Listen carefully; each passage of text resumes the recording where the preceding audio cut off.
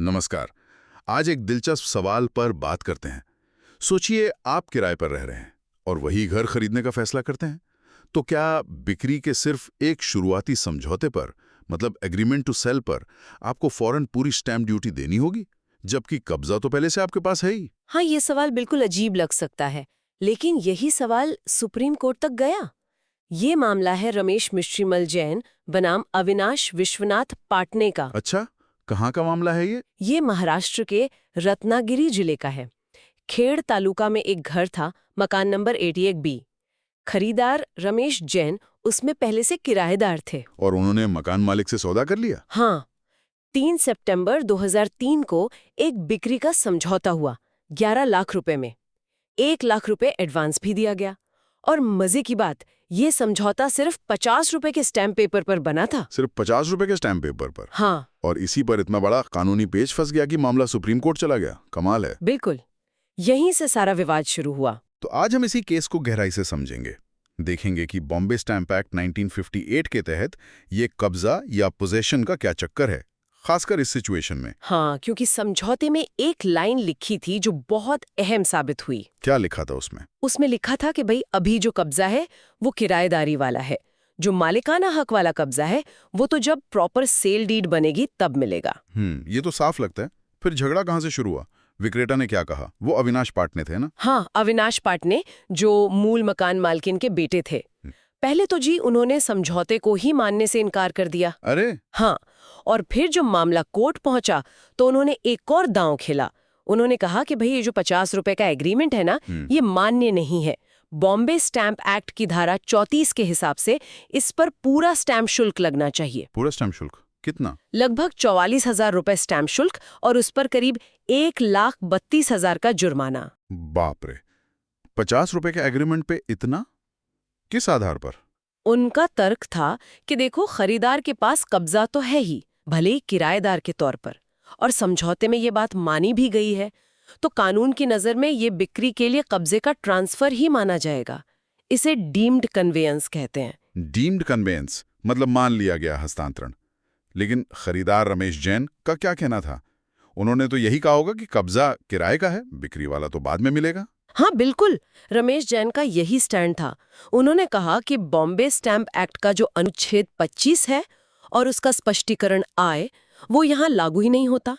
मेरा कब्जा किराएदारी का है, इस एग्रीमेंट से स्वतंत्र। एग्रीमेंट के तहत मालिकाना कब्जा तो भविष्य में सेल डीड पर मिलना है, तो अभी पूरी स्टैम्प ड्यूटी क्यों दूं? बात तो लॉजिकल लगती है। लेकिन विक्रेता अविनाश पाटने ने इसी स्पष्टीकरण आई को अपने हक में इस्तेमाल किया। उन्होंने कहा कि ये स्पष्टीकरण साफ कहता है कि अगर बिक्री के समझौते के तहत प्रॉपर्टी का कब्जा खरीदार को दिया जाता है या देने पर सहमति होती है। अच्छा। देने पर सहमति होती है। हाँ। और ये सहमति समझौते से पहले, उसके दौरान या बाद में कभी भी हो सकती है।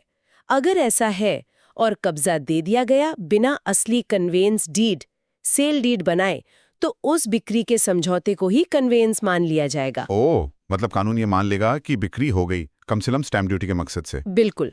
और इसीलिए उस पर पूरा स्टैम्प शुल्क लगेगा।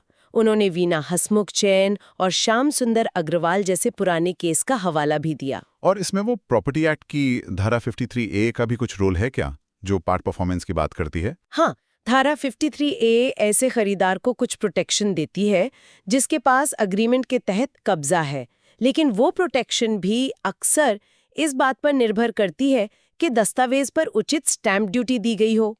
तो वो भी यहाँ विक्रेता के पक्ष में जा रहा था। और टेक्निकल मामला है ये तो निचली अदालतों ने क्या फैसला दिया? ट्रायल कोर्ट और बॉम्बे हाई कोर्ट ने? दोनों ने। ट्रायल कोर्ट ने 2015 में और हाई कोर्ट ने 2019 में विक्रेता की बात मान ली। उन्होंने कहा कि हाँ, इस समझौते पर पूरा स्टैम्प शुल्क लगना चाहिए और जब तक ये शुल्क और जुर्माना नहीं चुकाया जाता, इस दस्तावेज को जब्त किया जाए। जब्त मतलब? कोर्ट अपने पास रख लेगी। हाँ, और उसे सबूत के तौर पर इस्तेमाल नहीं किया जा सकेगा। तो फिर रमेश जैन सुप्रीम कोर्ट गए। वहां क्या हुआ? जस्टिस पारदीवाला और जस्टिस महादेवन के बेंच ने क्या कहा? सुप्रीम कोर्ट ने बहुत बारीकी से इस मामले को देखा। उन्होंने कुछ बुनियादी सिद्धांत स्पष्ट किए। पहला, स्टैम्प ड्यूटी हमेशा दस्तावेज पर लगती है, ना कि पूरे लेन देन ट्रांजैक्शन पर। अच्छा, दस्तावेज पे। दूसरा, ये बात मायने नहीं रखती कि कब्जा मिला कैसे था, किराएदार के तौर पर या किसी और वजह से। अहम बात यह है कि क्या बिक्री के समझौते ने उस कब्जे को स्वीकार किया और उसे बिक्री की प्रक्रिया से जोड़ा। तो सुप्रीम कोर्ट का कहना था कि क्योंकि समझौते में लिखा था कि हाँ, खरीदार अभी किराएदार के तौर पर काबिज है, ये लिखना ही काफी था उसे बिक्री से जोड़ने के लिए। हाँ, कोर्ट ने कहा कि जैसे ही समझौते ने उस मौजूदा कब्जे को बिक्री के इरादे के साथ स्वीकार किया, एक्नॉलेज्ड, वो कब्जा एक्सप्लेनेशन आई के दायरे में आ गया। भले ही फिजिकली कोई नया कब्जा नहीं दिया गया। किराएदार नहीं रहा, बल्कि एक ऐसा संभावित खरीदार बन गया जिसके पास बिक्री समझौते के तहत कब्जा है।